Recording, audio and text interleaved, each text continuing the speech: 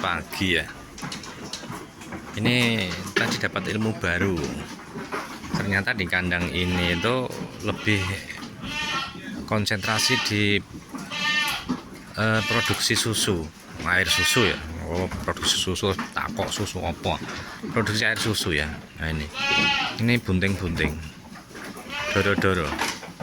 Jadi sistemnya beli doro, kemudian syukur bunting atau terus dikawinkan di kandang. Nah, sistemnya seperti itu. Terus nanti karena ini di sini saya bilang tadi konsentrasi di produksi susu, artinya harus mendapatkan air susu setiap hari sekian liter untuk target masuk ke penjualan.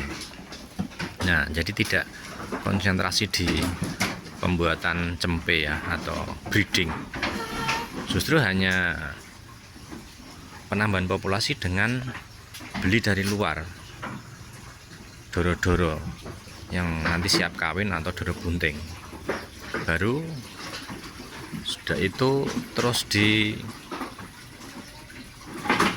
setelah melahirkan sekitar seminggu atau 1 bulan mulai diperah untuk diambil air susunya. Dan itu pemerahan di sini memang konsentrasi benar-benar diperah, tidak untuk sambil breedingan. Artinya pemerahan di sini bahkan ini yang tertua perahnya itu diperah sampai 5 tahun dan masih produksi. Nah, jadi tidak wajib untuk dikawinkan kalau di kambing ya, kambing perah. Karena produksi ini sampai 5 tahun tuh masih ada yang tetap di 2 liter, ada yang 3 liter.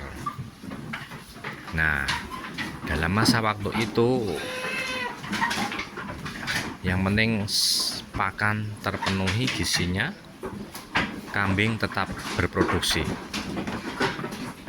Nah, paham ya? Artinya gini, pada kambing tidak seperti pada sapi perah. Kambing ini setelah beranak bisa diperah sampai ini yang tertua di sini sampai 5 tahun tanpa proses pembuntingan. Jadi hanya diperah dan diperah sudah sekitar 5 tahun. Rata-rata di sini sudah diperah 2 tahun. Nah, kalau produksi susu tinggi bahkan tidak dikawinkan karena proses pengeringannya akan susah, dan bila bunting tidak segera di kering kandang nanti timbulnya akan jadi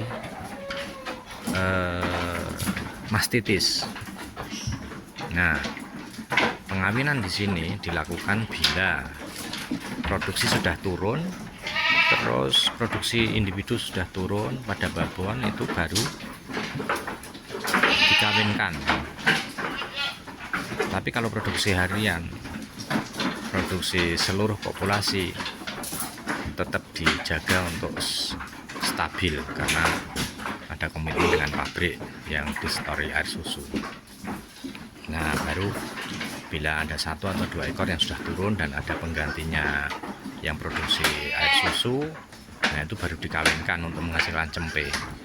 Karena bila sudah produksi di 1 liter, itu nanti setelah dikawinkan terus kering kandang akan mudah dan resiko terkena mastitis akan kecil. Jadi jangan kaget teman-teman kalau di kambing laktasi bisa panjang. Yang penting pakan tercukupi, gizi terpenuhi, manajemennya benar, sehingga tidak terjadi kasus seperti kurang pakan atau kurang nutrisi yang mengakibatkan indukan ambruk dan sakit. Oke ya, jadi seperti itu gambarannya. Selamat pagi, tetap semangat. Ini bisa dijadikan contoh untuk bagaimana menghasilkan air susu, bagaimana beternak ada pilihan, kalau di sini pilihannya adalah produksi air susunya. Oke, selamat pagi, tetap semangat.